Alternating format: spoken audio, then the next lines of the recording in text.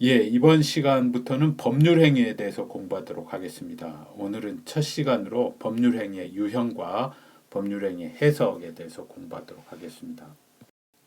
예, 법률행위라고 하는 것은 이제 계약이나 뭐 단독행위 이런 것들을 이제 총칭해서 이르는 말인데요. 이걸 정의한다면은 권리의 득실 변경을 목적으로 하는 의사표시로 이루어진 법률 요건, 네, 이렇게 정의를 할 수가 있습니다. 유형은 법률행위 유형은 여러 가지를 기준으로 나눌 수 있는데요. 제일 중요한 기준이 그 의사표시의 수와 방향을 기준으로 하는 그런 분류하고, 그 다음에 당사자에게 급부 의무를 발생시키는지를 기준으로 이 두 가지 기준으로 나눠볼 수 있는데요. 의사표시의 수와 방향을 기준으로 분류하면은 단독행위, 계약, 합동행위 이렇게 나눌 수 있습니다. 단독행위라는 것은 의사표시가 하나만 있는 거죠. 상대방 있는 단독행위와 상대방 없는 단독행위로 나눌 수 있고요.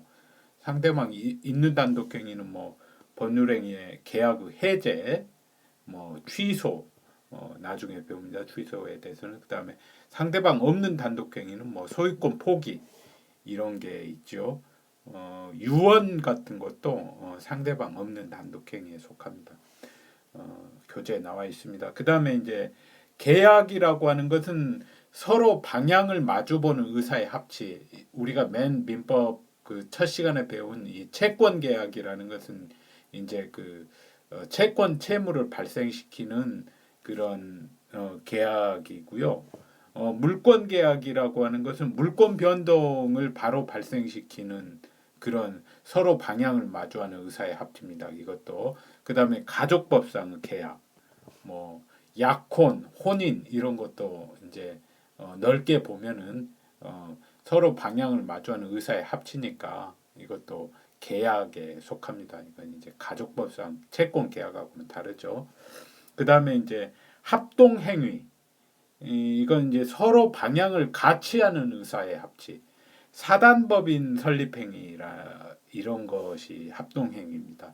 사단법인이라고 하는 것은 이제 법인 중에서 그 사람으로 이루어진 그런 법인이죠. 사람의 집단을 사단법인이라고 하고, 사단법인 중에서 이제 등기를 하지 설립 등기를 하지 않아서 그런 것들을 이제 법인이 아닌 비법인 사단법인이라는 것도 있습니다. 그다음에 이제 법인 중에서는 이런 그 사단법인하고 재단법인으로 나눠지죠. 재단법인. 예. 한번 적어 보겠습니다. 재단법인. 예, 이건 이제 재산으로 이루어진 법인입니다. 예, 그 정도까지만 아시면 되고요.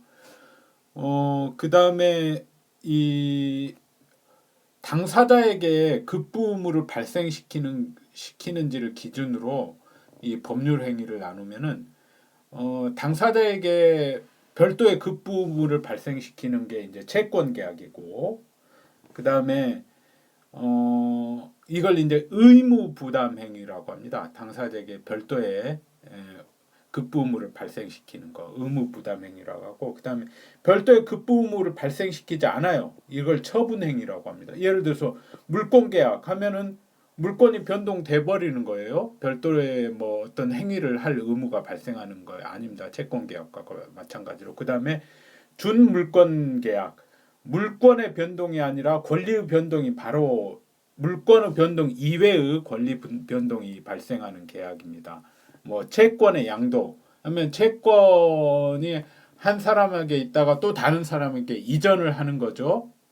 채권자가 바뀌는 거죠. 예. 그러니까 그런 것들은 이제 준물권 계약이라고 하고, 근데 별도의 급부 의무는 없죠. 그걸로 끝나는 거니까.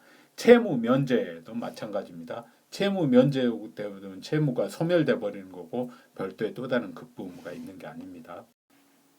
예, 그리고 제가 그 비법인 사단법인이라는 표현을 썼는데 어, 비법인 사단법인이 아니라 비법인 사단이라는 용어가 정확합니다. 비법인 사단이죠. 네. 법인이 아니라고 해놓고는 또 다시 법인, 사단 법인이라고 하면 안 되죠. 비법인 사단이 정확한 용어입니다.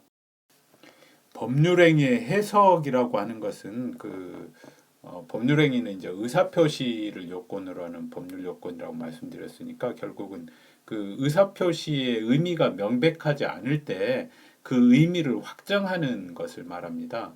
결국 그 법률행위의 최종적인 해석권은 이제 분쟁이 발생했을 때 법원에 있는 것인데요. 그 해석의 방법으로 여러분들은 이 세 가지를 기억을 하시면 됩니다. 규범적 해석, 그 다음에 자연적 해석, 그 다음에 보충적 해석. 예, 이 세 가지가 해석의 방법입니다. 규범적 해석이 원칙적인 방법이고요. 그 다음에 상황에 따라서 그 자연적 해석과 보충적 해석이 가미가 될 수가 있습니다. 규범적 해석이라고 하는 것은 뭐냐면은 읽어보겠습니다. 당사자가 사용한 문헌의 내용에 의하여 표시 행위의 객관적 의미를 합리적으로 해석하는 것입니다. 네, 문헌의 내용을 중심으로 해석하는 거죠. 그것의 합리적 의미를. 그 다음에 근데 문헌에 의해서 객관적 의미가 명확하게 드러나지 않는 경우에는 그 문헌의 형식과 내용뿐만 아니라 법률 행위가 이루어진 동기, 경위 이런 것까지 이제 종합해서 보는 겁니다. 그 다음에 당사자가 법률 행위에 의하여 달성하려는 목적, 그 다음에 진정한 의사, 거래의 관행 등을 종합적으로 고려해서 하는 해석입니다. 예, 그러면 규범적 해석의 예를 보겠습니다. 영수증을 발급하면서 이제 총 완결 다 받았다는 거죠.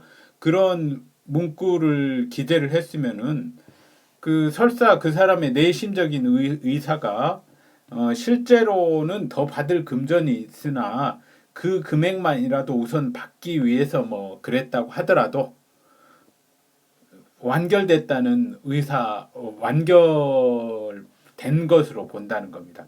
그 의사표시의 상대방이 그 당시 그러한 의사표시가 진의 아닌 것으로 진짜 마음이라는 거죠. 진의 아닌 것으로 알지 아니하였다면 그것으로 결제가 모두 끝났다는 의사표시로 해석된다. 예, 그렇게 자기가 총 완결이라고 써줬으면서 다음에 다시 더 받을 게 있다라고 청구를 할 수 없다는 겁니다.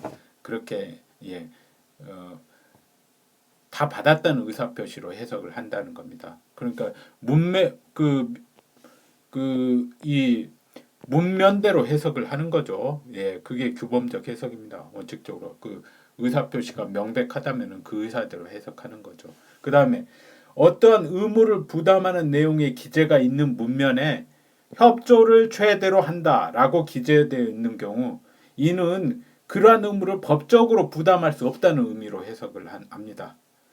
부담할 수 없고 사정이 허락하는 한 그 이행을 하겠다는 의사표시이기 때문에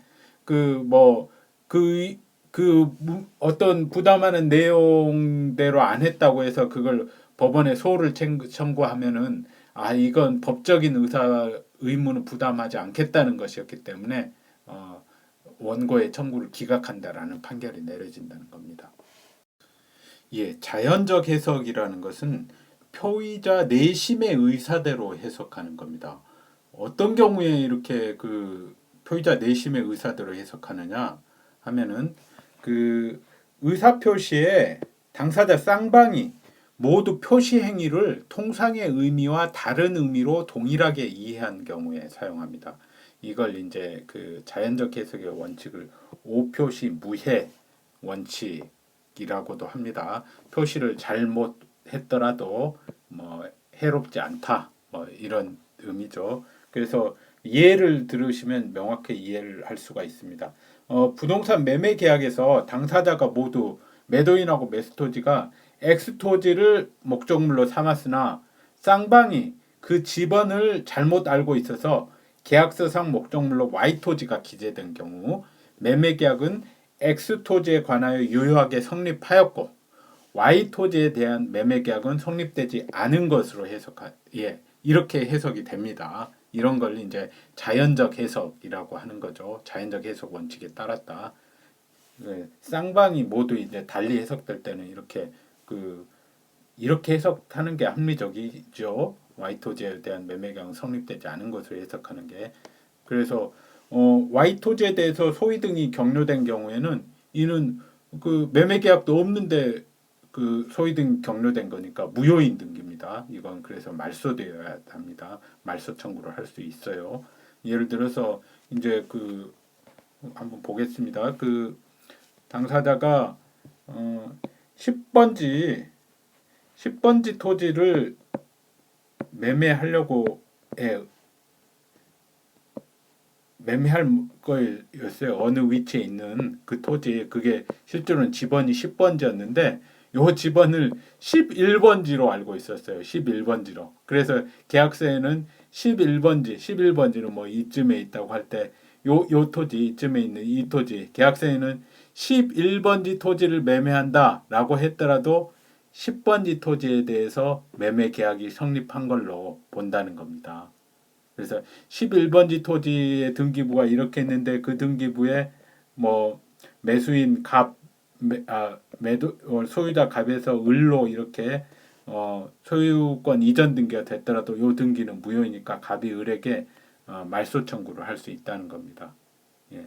10번지에 대해서는 갑이 그냥 그대로 등기부에 10번지 토지 이걸 등기부라고 뭐 갑이라고 하면은 나중에 우리 매매계약 11로 썼긴 했지만 그거 10번지로 우리 둘이 더 잘못 기대한 거니까 매매계약은 10번지에 성립했다. 그 매매계약에 따라 소유권 이전 등기해라 이렇게 청구할 수 있는 겁니다. 예, 보충적 해석입니다. 이제 세 가지 중에 제일 마지막이죠. 보충적 해석은 당사자 쌍방의 의사 표시가 존재하지 않는 사항을 보충해서 가상적 의사대로 해석하는 것입니다. 예를 든다면은 건물을 국가에 기부 체납, 뭐 증여나 마찬가지입니다. 기부 체납한 후 사용료 합계가 기부 체납 금액과 같아질 때까지 사용하기로 계약을 체결했어요. 예를 들어서 이제 기부 체납 금액을 한 5억 정도라고 이렇게 보고 사용료는 뭐 1년에 예를 들어서 5천만 원이면은 10년간 사용하기로 이렇게 했는데 기부 체납자하고 담당 공무원 모두 이 기부 체납이 부가가치세 부과 대상인 것을 모르고 기부 체납 금액을 정했어요. 알았다면은 부가가치세까지 고려해서 한 6억 정도라고 6억 정도라고 봐가지고 한 6억 정도 5천만 원이면 12년 정도로 했을 건데 10년만으로 한 거지 않습니까? 이랬을 경우에 기부 체납이 부가가치세 부과 대상이라는 사실을 알았을 경우에 당사자가 합의했을 내용으로 계약을 해석하는 거. 12년간 한 걸로 해석하는 거죠. 그래서 보충적 해석을 다시 말씀드리면은 당사자 쌍방이 계약의 전제나 기초가 되는 사항에 관하여 같은 내용으로 착오를 하고 이로 인하여 그에 관한 구체적 약정을 하지 아니하였다면은 당사자가 그러한 착오가 없을 때 약정하였을 것으로 보이는 내용으로 당사자 의사를 보충하여 계약을 해석하는 것을 말합니다. 여기서 보충은 당사자의 실제 의사나 주관적 의사 이런 건 실제 의사는 존재하지 않는 거고 그 다음에 주관적 의사로 하는 게 아니라 객관적으로 추인되는 가상적 의사, 정당한 이익조정 의사에 따르는 거죠. 법률행위 해석과 관련해서 시험에 잘 출제되는 부분이 어떤 사람이 다른 사람 이름으로 타인 명의로 법률행위를 했을 때 계약의 당사자가 누구인가를 해석하는 문제. 계약 당사자 확정이라는 표현을 쓰기도 하는데 결국 그때의 계약 당사자가 누구인가라고 해석하는 문제입니다. 먼저 일반론을 보도록 하죠. 행위자하고 명의인 중 누구를 계약 당사자로 할 것인지에 관해서 행위자하고 그 다음에 상대방의 의사가 일치한 경우에는 일치하는 의사대로 행위자로 하기로 일치했으면 행위자, 명의인으로 하기로 했으면 일치했으면 명의자가 행위자가 당사자로 확정됩니다. 예, 자연적 해석이 되는 거죠. 자연적 해석의 예의죠. 이런 건. 그 다음에 행위자와 상대방 의사가 일치하지 않는 경우, 예, 그런 경우에는 계약의 성질이나 내용, 목적, 체결 경위, 계약 체결을 전후한 재반 사정 등을 토대로 합리적인 인간이라면 행위자와 명의자 중 누구를 계약 당사자로 이해할 것인가에 의해서 당사자가 확정된다. 예, 규범적인 해석이죠. 그러니까 일치하지 않으면 원칙적으로는 이제 이게 명의자가 되는 게 원칙이겠죠. 근데 이제 계약의 성질이나 이런 거에 따라서는 행위자가 되는 경우도 있습니다. 한번 보도록 하죠.